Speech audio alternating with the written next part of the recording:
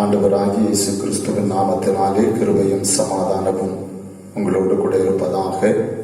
இன்றைய நாளிலும் இந்த காணொளி மூலமாக தேவனுடைய வார்த்தைகளை தியானிக்க தேவன் நமக்கு கிருபை பாராட்டி இருக்கிறார்.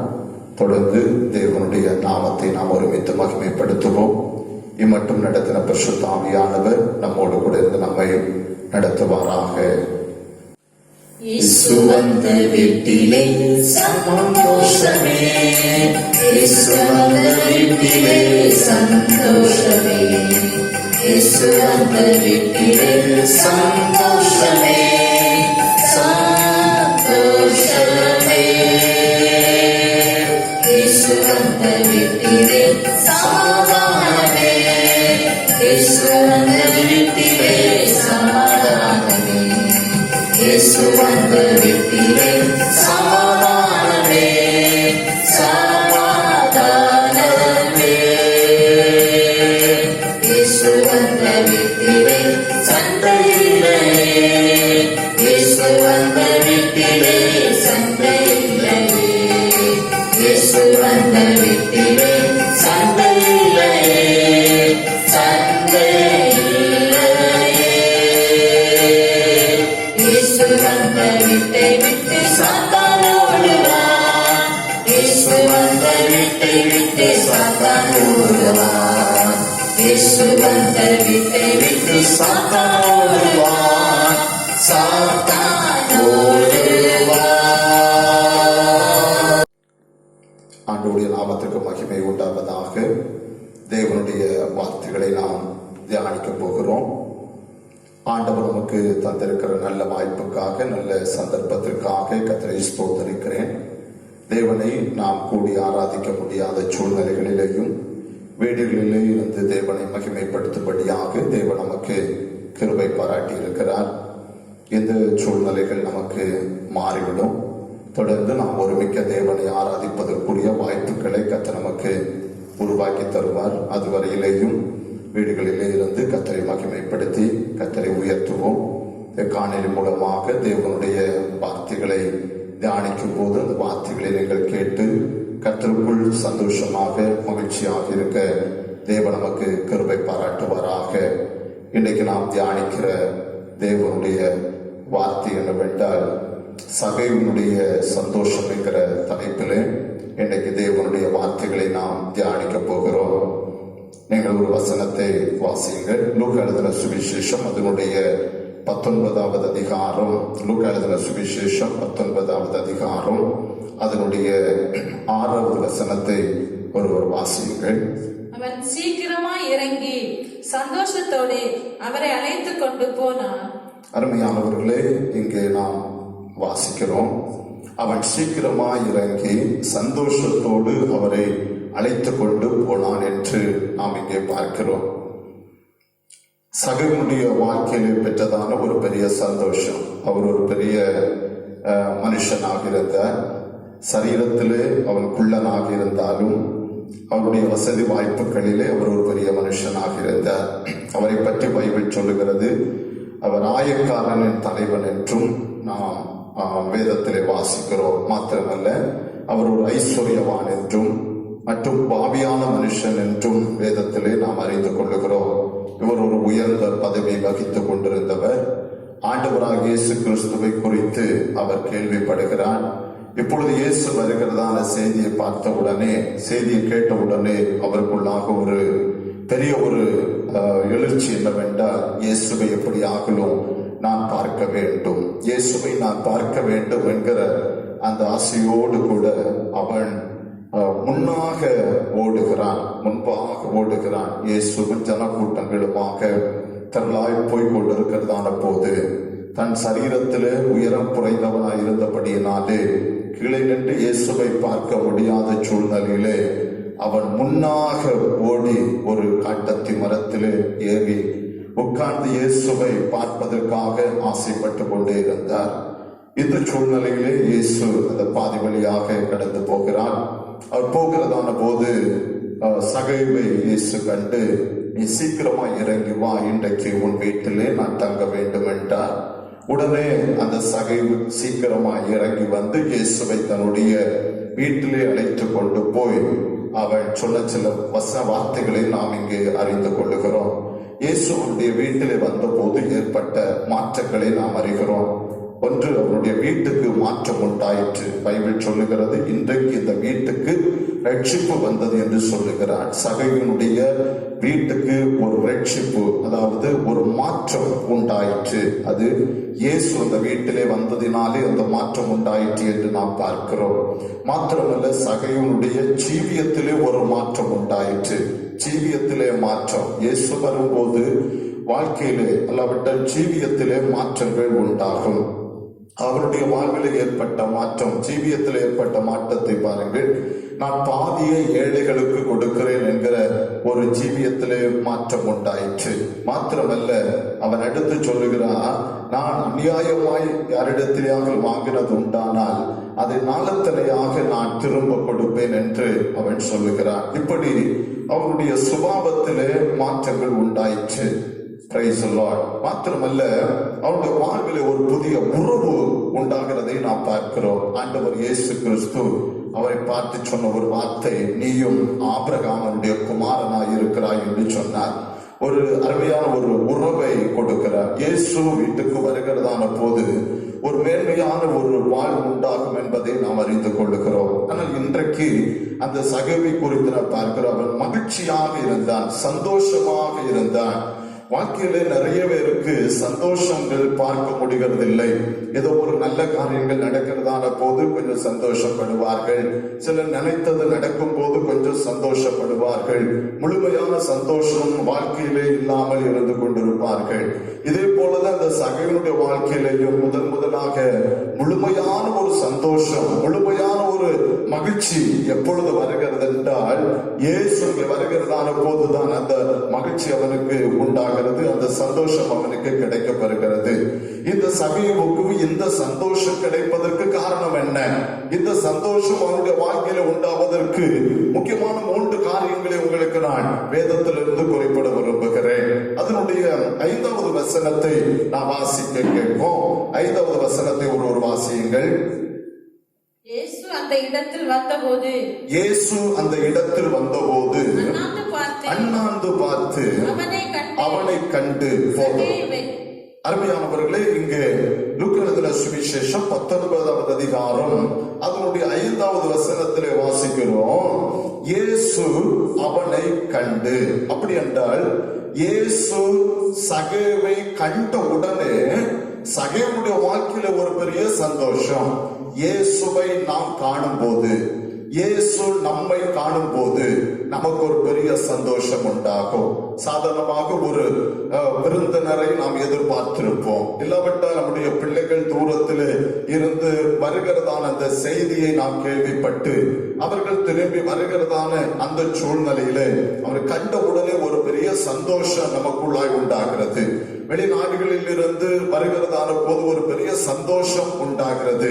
பார்த்த உடனே ஒரு சந்தோஷம், பார்க்கும் போது இருக்கிறதான ஒரு சந்தோஷம், எதிர்பார்த்திருந்து கண்டுகொள்ளுகிற சந்தோஷம். சகோதரனுடைய வாழ்க்கையில அவனுக்கு இருந்தது, இயேசு எப்படியாக நான் பார்க்க வேண்டும், இயேசுவினை எப்படியாக பார்க்க வேண்டும் என்கிற ஒரு எதிர்பார்ப்போடு கூட இருந்தார். ஆனால் அவனுடைய வாழ்வில் அது நிறைவேறிற்று. இயேசுவை நான் பார்த்தேன், இயேசு என்னை பார்த்தார். எப்போ நம்ம இயேசுவை பார்க்கிறோமோ அப்போ நமக்குள்ள ஒரு பெரிய சந்தோஷம் உண்டாகும். பைபிள் சொல்லுகிறது, அவனை தானியும் திராட்சரசமும் பெருகி இருக்கும் காலத்தில் சந்தோஷத்தை பார்க்கலும் அதிக சந்தோஷத்தை இப்பொழுது என்னுடைய இருதயத்திலே தந்தீர் என்று சொல்லுகிறார். அப்போ ஒரு மனிதனுடைய வாழ்க்கையில முழுமையான ஒரு சந்தோஷம் எப்ப கிடைக்கும் என்றால், இயேசுவை பார்க்கும் போதுதான் அந்த சந்தோஷம் கிடைக்கும். நிறைய பேருடைய வாழ்க்கையில இயேசுவை பார்க்காதபடியினால், இயேசு மனிதனை பார்க்காதபடியினாலே வாழ்க்கையிலே சந்தோஷங்களே இல்லாமல் போய்கொண்டிருக்கிறது, நிம்மதியே இல்லாமல் போகிறார்கள். குடும்பங்களை பார்த்தால் எப்படி இருக்கீங்க அப்படின்னு கேட்டால் சொல்லுவார்கள், ஏதோ அப்படி உங்களுடைய வாழ்க்கை ஓடிக்கொண்டிருக்கிறது, எப்படியோ நாங்கள் ஜீவித்துக் கொண்டிருக்கிறோம், எப்படியோ நாங்கள் வாழ்ந்து கொண்டிருக்கிறோம் அப்படி என்று சொல்லுகிறார்கள்.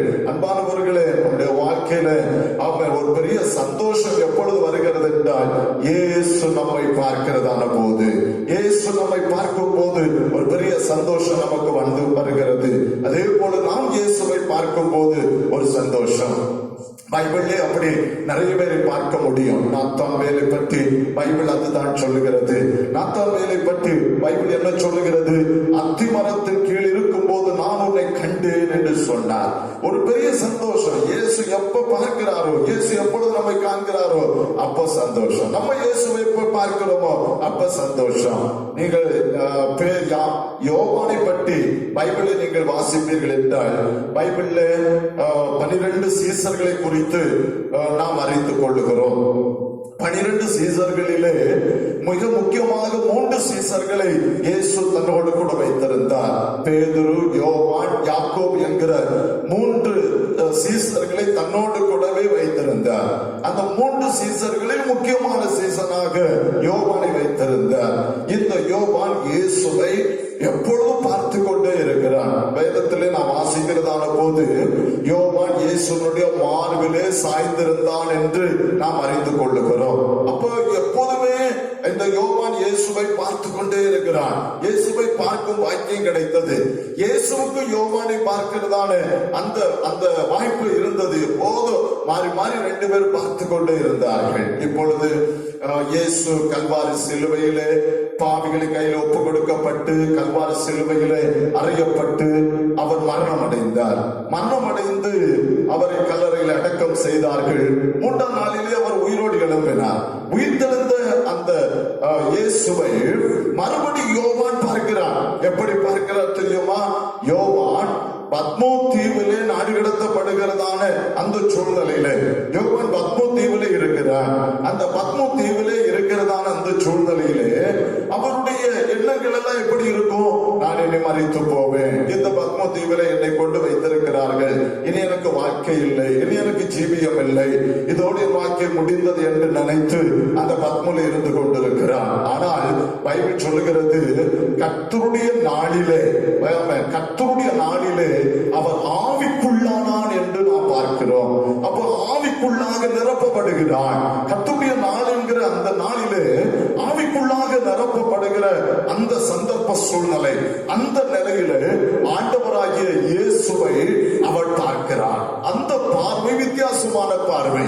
இத்தனை வருஷம் அழைப்பு பெற்று சீசனாக இருந்து இயேசுடைய மார்பிலே சாய்ந்திருந்து இயேசுவை பார்த்த விதத்திற்கும் இப்பொழுது இயேசுவை பார்க்கிற அந்த இயேசுடைய சாயலுக்கும் ரொம்ப வித்தியாசம் இருக்கிறது.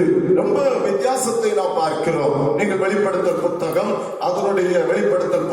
அதனுடைய 1வது அதிகாரத்திலே நீங்கள் வாசிக்கிறதான போது இயேசுவை யோவான் கண்ட அந்த காட்சிகளை நாம் அங்கே அறிந்து கொள்ள முடியும். 1வது அதிகாரத்தை எடுத்துக் கொள்ளுங்கள். 1வது அதிகாரத்திலே 13வது வசனத்தை வாசிக்கும் போது அந்த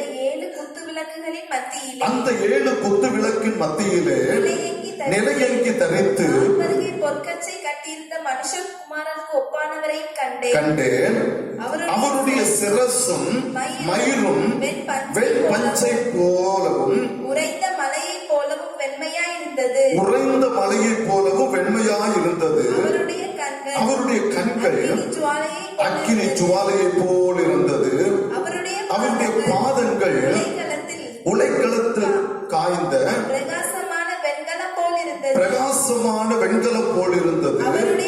அவருடைய சத்தம் பெருவெள்ளத்தின் இரைச்சலை போல் இருந்தது. அருமையானவர்களே, ஆண்டவராகிய இயேசு கிறிஸ்துவினுடைய அந்த சாயலை யோவான் இப்பொழுது பார்க்கிறார். அப்ப இயேசு உயிரோடு இருக்கிறதான போது யோவான் இயேசுவை பார்த்த விதம் ஒன்று. இப்பொழுது இயேசு மரித்தோரில் உயிர்த்தெழுந்த பின்பு யோவான் இயேசுவை பத்மோ தீவிலே இருந்து பார்க்கிற அந்த சாயல் இனி ஒன்று. இந்த சாயல் பார்க்கிறதான போது யோவானுக்கு எவ்வளவு சந்தோஷம் இருந்திருக்க தெரியுமா? எவ்வளவு மகிழ்ச்சி உண்டாயிருக்க தெரியுமா? இன்றைக்கு இந்த வார்த்தைகளை கேட்டுக்கொண்டிருக்கிற தேவ பிள்ளைகளை, இயேசுவை நாம் எப்படி பார்க்கிறோம்? இயேசுவை நம்ம பார்த்த அனுபவங்கள் நமக்கு இருக்கிறதா? பழைய பாட்டு காலத்திலே நீங்கள் தியானிப்போம் என்றால் அவன் தேவனாகிய கர்த்தரை பார்த்து ஒருவன் உயிரோடு இருந்தது இல்லை என்று நாம் அறிந்து கொள்ளுகிறோம். ஆனால் இன்றைய காலத்திலே நாம் வேத வசனங்களை தியானிக்கிறதான போது இயேசு அந்த வசனத்தின் மூலமாக நாம் பார்க்க முடிகிறது. ஆண்டவருடைய சமூகத்திலே நாம் முழங்கால் படியிட்டு ஜெபிக்க ஆரம்பிக்கும் போது ஆண்டவராகிய இயேசு கிறிஸ்துவின் சாயலை நாம் பார்க்க முடிகிறது. ஏதாவது நம்முடைய வாழ்க்கையில் ஏற்படுகிற கஷ்டங்கள், நெருக்கங்கள், வேதனைகள், பாடுகள், துன்பங்கள் போன்றதான சூழ்நிலைகள் வருகிறதான போது அந்த இயேசுவை ஆமென் அப்படியே நம்ம பார்த்து நமக்குள்ளாக ஒரு சந்தோஷம் அடைந்து கொள்ளுகிறோம். ஆமென். தேவ பாதத்தில் இருந்து முழங்கல் படியிட்டு கண்ணீரோடு ஜெபிக்கும் போது தேவனுடைய சாயலை நாம் பார்க்க முடிகிறது. அதே நேரத்தில் தேவனுக்கு பிரியமில்லாத, தேவன் விரும்பாத, தேவனுக்கு ஏற்காத சில தவறான காரியங்களை, தேவன் விரும்பாத சில பாவங்களை, தேவன் அருவருக்கிற சில அருவருப்பான கிரியைகளை நாம் செய்வோம் என்றால் நிச்சயம் சொல்லுகிறேன், அவரை பார்க்கவும் முடியாது, அவருடைய சந்தோஷத்தை அனுபவிக்கவும் முடியாது. அந்த சந்தோஷம் நமக்கு இருக்காது. எப்பொழுது நம்முடைய இருதயம் துக்கத்திலே நிறைந்து கொண்டே இருக்கும், துக்கமாகவே இருந்து கொண்டிருக்கும். ஒரு மனிதனுடைய வாழ்க்கையிலே பாவம் இருக்கும் போது சந்தோஷத்தை பார்க்க முடியாது. பாவம் இல்லாமல் இருக்கும் போது அவன் இயேசுவை பார்க்க முடிகிறது, இயேசுடைய சாயலை பார்க்க முடிகிறது. அப்பொழுது அவனுக்குள்ளாக ஒரு பெரிய சந்தோஷம் வருகிறது.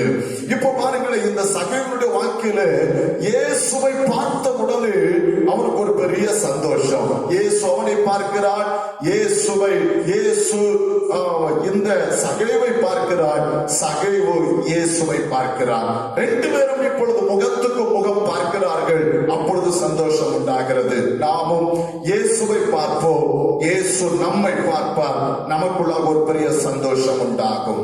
இரண்டாவதாக அதே வசனத்தில் இந்த சகேயுடைய சந்தோஷத்திற்கு இனி ஒரு காரணத்தை கூட பார்க்க முடியும். இயேசு சொல்லுகிறார், அதே வசனத்தை மறுபடியும் வாசிப்போம். அவன் சீக்கிரமாய் இறங்கி சந்தோஷத்தோடு அவரை அழைத்து கொண்டு போனான். சரி, ஐந்தாவது வசனம். இயேசு அந்த இடத்திலே வந்தபோது அண்ணாந்து பார்த்து அவனை கண்டு, சகேவே சீக்கிரமாய் இறங்கி வா, போதும், சீக்கிரமாய் இறங்கி வா. இப்போ சகேவுக்கும் இயேசுவுக்கும் பார்வை பட்டது, ரெண்டு பேரும் பார்வை பட்டு விட்டது. ஆனா இவர்கள் ரெண்டு பேரும் இப்பொழுது கொஞ்சம் தூரத்தில் நிற்கிறார்கள். சகேவு கொஞ்சம் அந்த மரத்தில் ஏறி உட்கார்ந்து இருக்கிறான், இயேசு கீழே நின்று கொண்டிருக்கிறார். இப்போ ரெண்டு பேருக்குள்ளதான இடைவெளி தூரமாக இருக்கிறது, ரெண்டு பேருக்குள்ள இடைவெளி தூரத்தில் இருக்கிறார்கள். ஆனால் இயேசு இப்பொழுது சொல்லுகிறார், சகேவே உனக்கும் எனக்கு இருக்கிறதான இடைவெளியை நான் நிவர்த்தி செய்ய போகிறேன், நீ சீக்கிரமா இறங்கி வா. இப்போ சகேவு என்ன நினைக்கிறான், நான் இயேசுவை விட நிறைய தூரத்தில் நிற்கிறேன் என்கிற எண்ணம். ஆனா இயேசுடைய என்ன தெரியுமா, இந்த தூரத்தில் நிற்கிற சகேவை என் பக்கத்திலே கொண்டு வர வேண்டும், என் பக்கத்திலே கொண்டு வர வேண்டும். இப்ப சகேவிடத்தில் சொல்லுகிறான், நீ சீக்கிரமா இறங்கி வா, அப்படின்னா என் பக்கத்துல வா, என் கிட்ட வா, என் அருகில வா அப்படின்னு சொல்லுகிற ஒரு அழைப்பை தான் இங்கே பார்க்க முடியும். இப்ப சகேவுக்கு சந்தோஷம் ஏன் உண்டாயிற்று தெரியுமா, தூரத்தில் இருந்த அந்த சகேவை இயேசுடைய பக்கத்திலே அழைக்கிறார், கிட்ட அழைக்கிறார், அருகில் அழைக்கிறார். அப்பொழுதுதான் சந்தோஷம். அன்பானவர்களே, நம்ம நினைக்கிறோம் அவன் சந்தோஷத்துக்கு என்னதான் வழி என்று நினைக்கிறோம். ஒரு சிம்பிள், ஒரு லகுவான விஷயம் தான். இயேசுவோடு கூட நெருங்கினால் போதும், இயேசுவோடு கிட்டி சேர்ந்தால் போதும், நமக்கு சந்தோஷம் உண்டாகும். இன்றைக்கு சந்தோஷத்துக்கு என்னென்னவோ வழிகளை செய்கிறார்கள், என்னென்னவோ காரியங்களை நடப்பிக்கிறார்கள். கடந்த நாட்களிலே டாஸ்மார்க் கடை திறக்கப்பட்டது. திறந்த உடனே பயங்கர சந்தோஷம், அந்த குடிக்கிற மக்களுக்கெல்லாம் பயங்கர சந்தோஷம். ஐயோ, எங்களுக்கு டாஸ்மார்க் கடை திறக்கப்பட்டது அப்படிங்கிற சந்தோஷத்துல அந்த கடையில போய் நெருங்கி நெருங்கி அவ்வளவு கும்மாளத்துல மூழ்கி கொண்டே இருந்தார்கள். கொஞ்ச நேரத்தை சந்தோஷம், அந்த சந்தோஷம் அப்படியே மாறி போகிறது. ஆனா இயேசு இப்பொழுது அழைக்கிறார், நீ இறங்கி வா, என் பக்கத்துல வா, என் கிட்ட வா என்று அழைக்கிறார். என்று சொல்லுகிறேன், இயேசுவோடு கூட நாம் நெருங்கும் போது, இயேசுடைய பக்கத்தில் நாம் வரும்போது, இயேசுடைய கிட்டே நாம் வருகிறதான போது நமக்கு எங்கும் இல்லாத ஒரு சந்தோஷம் உண்டாகும். அருமையான தேவ பிள்ளைகளே, நாம் இப்பொழுது இயேசுவோடு கூட நெருங்கி நின்று கொண்டிருக்கிறோமா, இல்லாவிட்ட இயேசுவை விட்டு நாம் தூரத்தில் நின்று கொண்டிருக்கிறோமா? இன்றைக்கு இருக்கிற இந்த கொரோனா வியாதி நிமித்தமாக தனிமைப்படுத்தப்பட வேண்டும் என்று எல்லா செய்திகளிலேயும் அறிவிப்புகளிலேயும் வந்து கொண்டிருக்கிறது. நீங்கள் தனிமைப்படுத்தப்பட வேண்டும், தனிமைப்படுத்தப்பட வேண்டும் என்கிற ஒரு செய்தி வந்து கொண்டே இருக்கிறது. அதனாலே நாம் தனிமைப்படுத்தப்பட வேண்டுமே தவிர இயேசுவை நாம் தனிமைப்படுத்த கூடாது. இயேசுவோடு கூட நெருங்குவதனால் நமக்கு கொரோனா ஒன்று வருவதில்லை. அதனாலே இப்பொழுது எங்களுக்கு ஆராதனை இல்லை, இயேசுவோடு நெருங்க முடிகிறதில்லை, சரியாய் தேவனோடு கூட தொடர்பு கொள்ள முடிகிறதில்லை என்கிற தவறான எண்ணங்கள் உங்களுக்கு இருக்குமையானால் அதையும் மாற்றிவிட்டு நீங்கள் இருக்கிற இடத்துல, நீங்கள் தங்கி இருக்கிற உங்கள் அந்த வீட்டில் இருந்து கொண்டு, ஆண்டவரை உம்மோடு கூட நான் நெருங்க விரும்புகிறேன் ஆண்டவரே, உம்மோடு கூட நான் உருவாட விரும்புகிறேன் ஆண்டவரே, ஆலயத்தில் உம்மோடு கூட நாங்கள் நெருங்கி உருவாடுவதற்குரிய அந்த சூழ்நிலைகள் எங்களுக்கு இப்பொழுது இல்லாதிருக்கிற நிலையிலேயும் ஆண்டவரே நாங்கள் உம்மை விட்டு தூரம் போக மாட்டோம், நாங்கள் உம்மை விட்டு விலகி போக மாட்டோம், நாங்கள் உம்மை விட்டு தூரம் போகவே மாட்டோம். உம்மோடு கூட நாங்கள் உருவாட விரும்புகிறோம், உம்மோடு கூட நாங்கள் உலாவிக் கொண்டிருக்க விரும்புகிறோம். உம்முடைய பிரசன்னத்தை நாங்கள் பார்க்க வேண்டும், உம்முடைய மகிமை நாங்கள் பார்க்க வேண்டும், உம்முடைய வல்லமை நாங்கள் பார்க்க வேண்டும். எங்களுடைய இல்லமாக இருந்தாலும் இந்த இல்லத்தை இப்பொழுது எங்களுடைய ஆலயமாக நாங்கள் மாற்றுகிறோம். இந்த இடத்திலே இருந்து உம்மோடு கூட நாங்கள் நெருங்க விரும்புகிறோம், உம்மோடு கூட நாங்கள் உறவாட விரும்புகிறோம். எங்களுக்கு ஒரு பெரிய சந்தோஷம் வேண்டும் ஆண்டவரே, எங்களுக்கு ஒரு பெரிய சந்தோஷத்தை தாரும் ஆண்டவரே. நாம் உம்மோடு கூட நெருங்கும் போது ஒரு சந்தோஷம் எங்களுக்கு உண்டாகுமே, அந்த சந்தோஷத்தினால் எங்களை நரைத்தொள்ளும் என்று நீங்கள் தேவ சமூகத்தில் கேட்பீர்கள் என்றால் நிச்சயம் உங்கள் வாக்கில கர்த்தர் ஒரு பெரிய சந்தோஷத்தை தருவார். தேவனை விட்டு நீங்கள் தூரம் போக கூடாது, தேவனை விட்டு விலகி போக கூடாது. தேவன் உங்களை கிட்டி அழைத்துக் கொண்டே இருக்கிறார். கொரோனா ஒருவேளை ஒரு மனுஷனை விட்டு அப்படியே தள்ளி பிரிந்திரு, தூரத்திலே எட்டீரு என்று சொல்லலாம். ஆனால் இயேசுவிடத்தில் நீ தூரத்திலே இரு, நீ விலகி இரு, நீ உன்னை விழித்திரு, காத்துக்கொள்ள அப்படி என்று அவன் சொல்லவே இல்லை. அவன் சொல்லுகிற ஒன்று, என்னை விட்டு நீ தூரம் போகாதே, என்னிடத்தில் நீ கிட்டி சேர வேண்டும், நீ என்னிடத்தில் வர வேண்டும், என்னோடு கூட நீ உறவாட வேண்டும், என் பிரசன்னத்தை நீ வாஞ்சிக்க வேண்டும் என்று ஆண்டவர் அன்போடு அழைக்கிறார். இன்றைக்கு அவருடைய பக்கத்திலே நாம் வருவோமா? ஒருவேளை இந்த ஆராதனை இல்லையே என்று நீங்கள் ஒருவேளை தேவனை விட்டு நீங்கள் கொஞ்சம் தூரத்திலே போயிருக்கலாம், நீங்கள் கொஞ்சம் விலகி இருக்கலாம். ஆனால் இயேசு உங்களை இன்றைக்கு அழைக்கிறார், நீ இறங்கி வா, என் பக்கத்தில் வா, என் கிட்டே வா அப்படி என்று உனக்கு ஒரு அழைப்பை தருகிறார். இயேசுவோடு கூட நெருங்குவாயா? இயேசுவோடு கூட நீ உறவாடுவாயா? இயேசுவின் பிரசன்னத்தை நீங்கள் நாடுவீர்களா? இப்பொழுது நீ தூரத்தில் ஒருவேளை இருந்து கொண்டிருப்பாய் என்று ஒருவேளை உன்னுடைய மனது உனக்கு சொல்லுவை என்றால் இப்பொழுது இயேசுவோடு கூட நெருங்கு, இப்பொழுது இயேசுவோடு கூட உறவாடு, பக்கத்தில் வா, இயேசுடைய பக்கத்தில் வா, இயேசுடைய கிட்ட வா. அப்பொழுது உனக்கு மகிழ்ச்சி உண்டாகும், அப்பொழுது ஒரு பெரிய சந்தோஷம் உண்டாகும். சகோதரனுடைய வாழ்க்கையில அந்த சந்தோஷத்துக்கு முக்கியமான ஒரு இரண்டாவது காரணம், அவன் இயேசுடைய உயரத்துல மரத்துல இருந்தவன் கீழே இறங்கி இயேசுவின் பக்கத்தில் வருகிறார். அவனுக்கு ஒரு பெரிய சந்தோஷம் உண்டாகிறது. மூன்றாவதாக ஒரு காரியத்தை சொல்லி நான் இன்றைக்கு இந்த வேத பகுதியிலிருந்து நிறைவு பெற விரும்புகிறேன். அதனுடைய 5வது வசனத்தை மறுபடியும் நான் வாசிக்க கேட்போம். இயேசு அந்த இடத்தில் வந்தபோது அண்ணாந்து பார்த்து அவனை கண்டு, சகையுவே, நீ சீக்கிரமா இறங்கி வா, இன்றைக்கு நான் உன் வீட்டிலே தங்க வேண்டும் என்றார். மூன்றாவதாக சகையுடைய வாழ்க்கையில சந்தோஷத்துக்கு காரணம் என்ன தெரியுமா? இயேசு ஒரு வார்த்தையை சொல்லுகிறார், சகைவே, இன்றைக்கு உன் வீட்டிலே நான் தங்க வேண்டும், இன்றைக்கு உன் வீட்டிலே நான் தங்குவேன் என்று சொன்னார். சகைவனுக்கு ஒரு பெரிய சந்தோஷம். இவன் நினைத்தான், ஐயோ நான் ஒரு பாவியான மனுஷன், மக்கள் எல்லாரும் என்ன நான் ஒரு பாவி என்று சொல்லுகிறார்கள். பைபிள் அதை சொல்லுகிறது, பாவியான இந்த மனுஷனுடைய வீட்டிலே தங்குவதற்கு போகிறாரே என்று சொன்னார்கள்.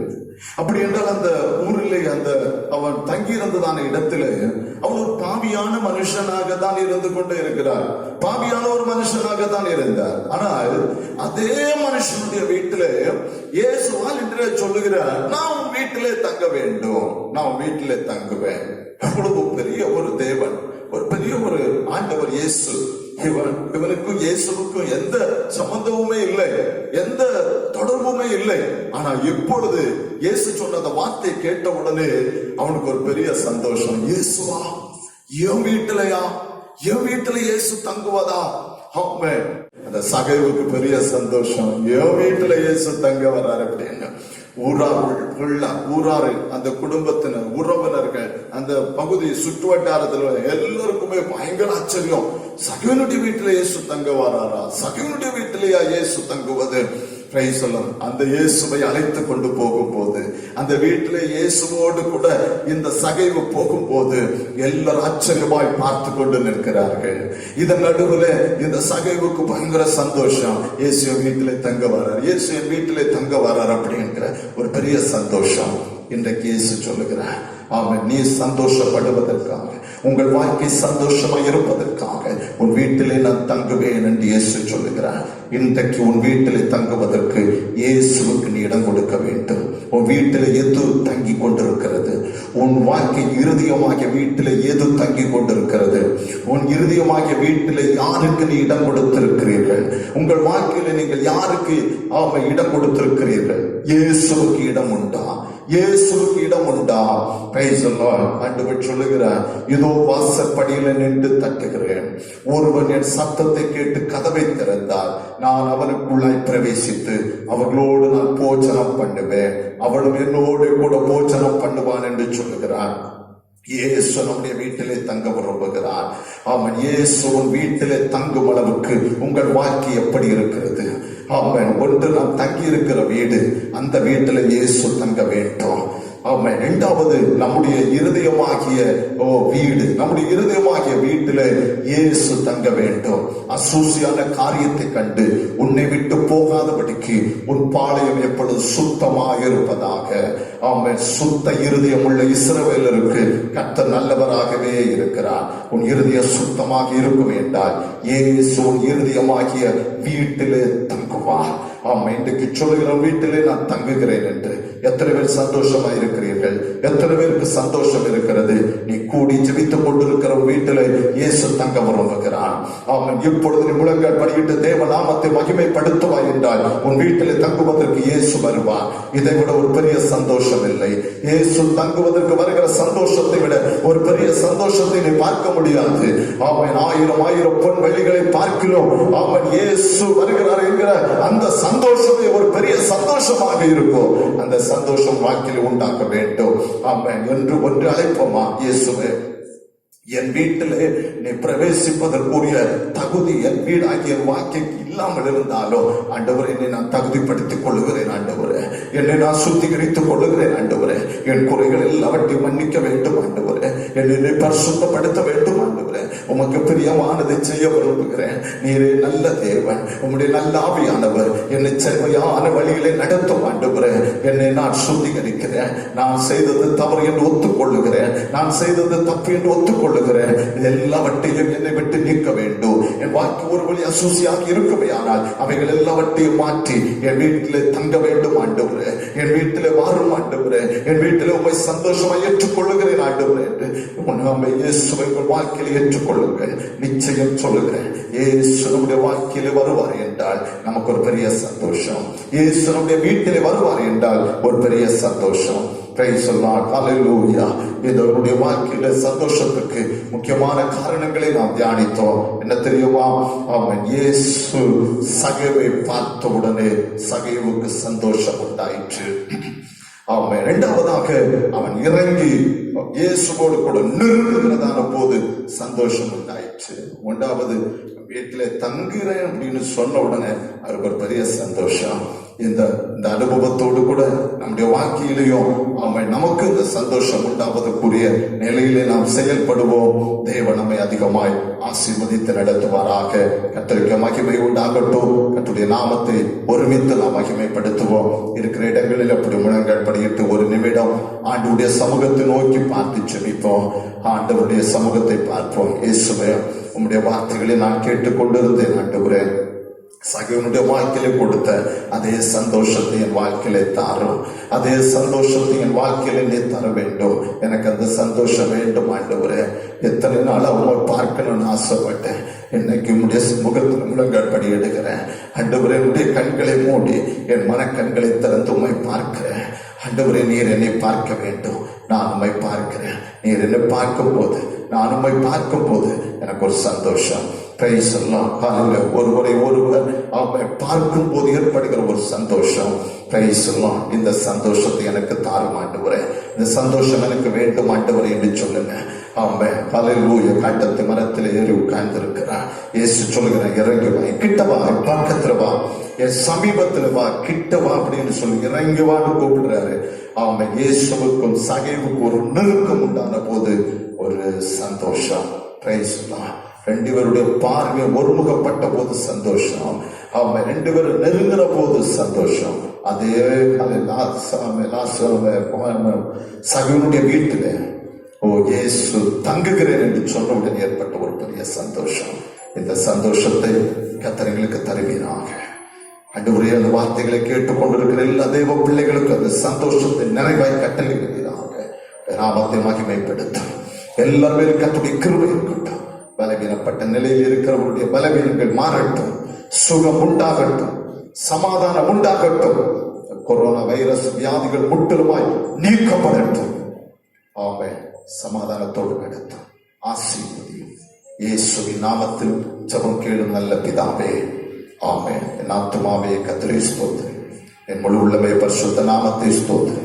என் ஆத்துமாவே கர்த்தரை ஸ்தோத்திரி, கர்த்தர் செய்த சகல உபகாரங்களையும் மறவாதே. ஆமென். ஆமென். Praise the Lord.